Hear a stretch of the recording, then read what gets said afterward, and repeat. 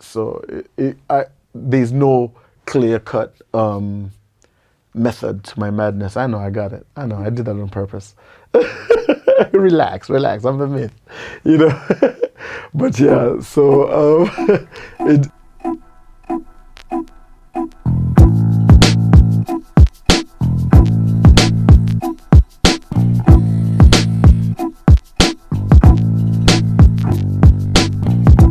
I think with rap, what motivated me into rap is grew up around a musical musical family. I can't say house, musical family, and I loved just the energy.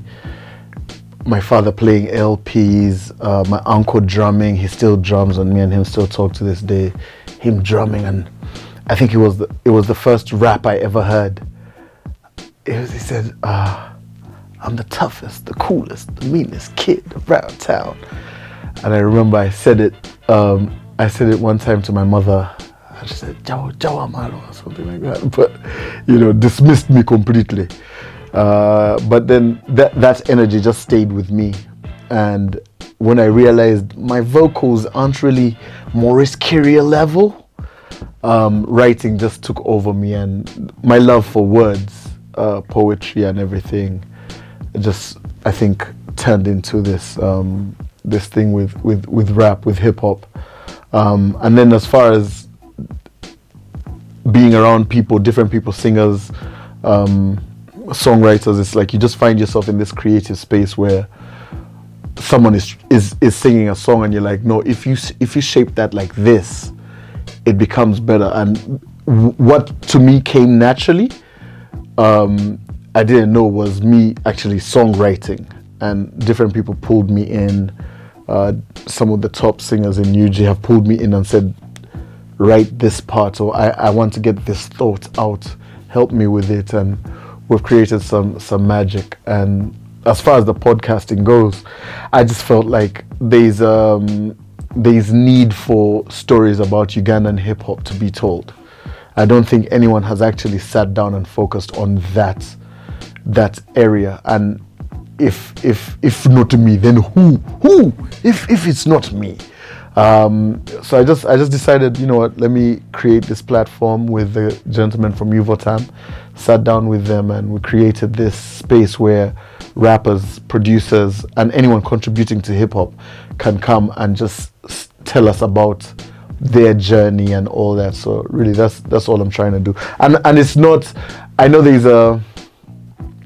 everyone says, podcaster, you're going for these funny stories, and it's really not that. It's what do you do? How did you move from that point to where you are now? Your challenges along the way, your success stories. It's really just trying to put Ugandan hip-hop in the best light that we possibly can, because I believe the terrible stories are there. The tabloids are there for that. I'm not tabloid. I'm just trying to get good stories out. There's some people who like to be in studio and create everything, the writing, the everything. I like to get the idea in studio. So I'll be in here with producers, whichever it is. Mio made it, Cause and Effect, Simon Ellie, Ethan, whoever it is, we could sit in studio and create from the ground up. But I will never. I mean, I could write in studio and record it, but usually I like to go home with it. And at 2-3 a.m., the mind is open and I get busy. But then, like, every session is different for me. With my album, The Ugandan, every day I went to Cause and Effect's house, every day, and we just would have conversations. We know, I called him, I was in Kenya, I said, I want to do this album called The Ugandan. So I had the idea. So he said, we're going to do this every day. And every day we'll just go and sit down and watch The Last King of Scotland, listen to poetry from the 1960s, Ugandan poetry in Luganda. Watch whatever is happening, just sit down and just watch, and just talk, have conversations and build.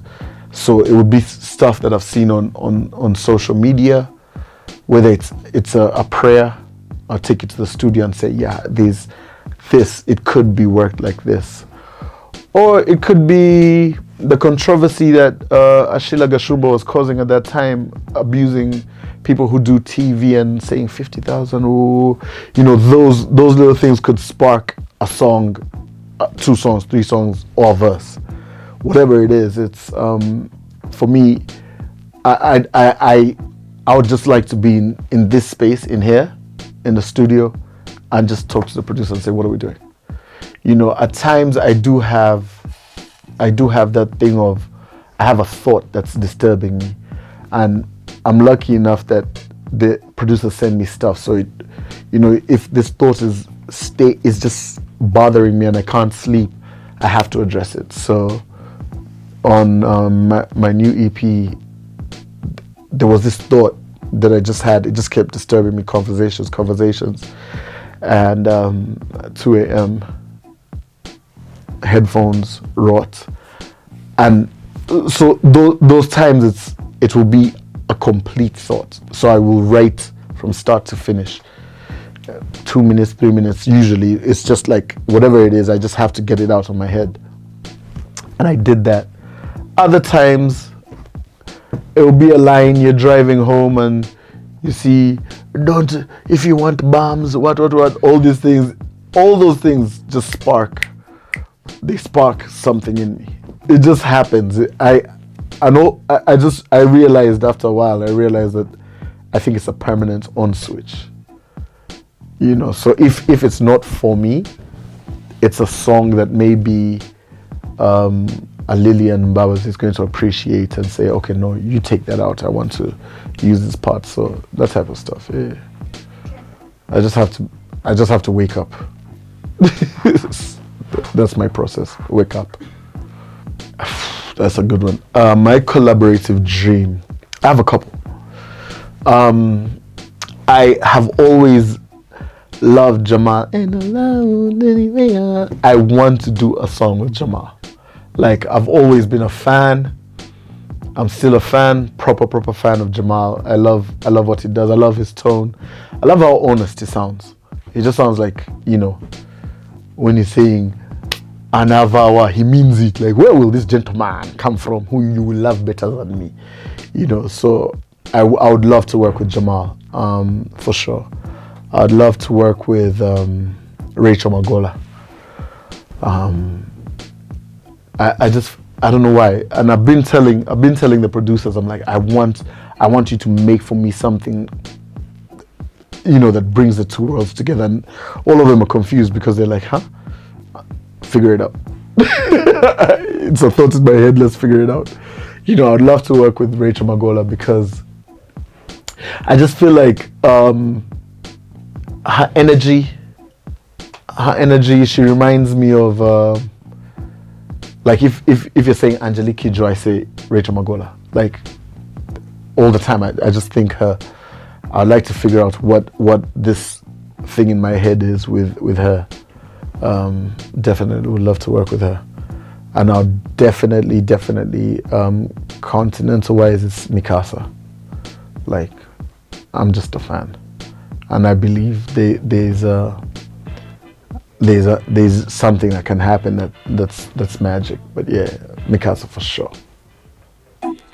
Nkette kumacha kubikula Instagram ndabo bawaliyo content nange nchiberemu nesanga hashtag bingi ARTSY kwe kunyiga kondabe obaddala bya art naselengira benga platform egenda okuteka artist gwe ku form sibya kubuza mbuno gwe owasadi abnormal interviews babuza ofumbiddwa ddi ARTSY ngabo weleleza enoje interview dakika zibera kumiza okate muba interval ARTSY teka kola beba storytellers akona ababa mu kisawe chono art